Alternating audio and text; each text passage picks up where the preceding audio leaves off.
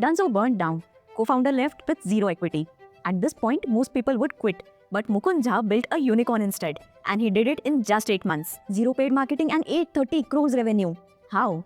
This is the story of Emergent. What if someone can build a full stack app with just a prompt? No prototype and no mockup. Yes, Emergent is a no-code AI platform. You describe the app and it builds it. UI, backend, database, hosting, done. 6 million plus apps built with 99% deployment success in 190 countries. Behind this, two brothers, Mukund Jha, serial founder, ex-CTO, have been in startup trenches for a decade. And Madhav Jha, his fraternal twin, PhD in deep learning from the US. One founder who knows how to build companies and the other who knows how to build AI. That combination is rare. Emergent launches in June 2025.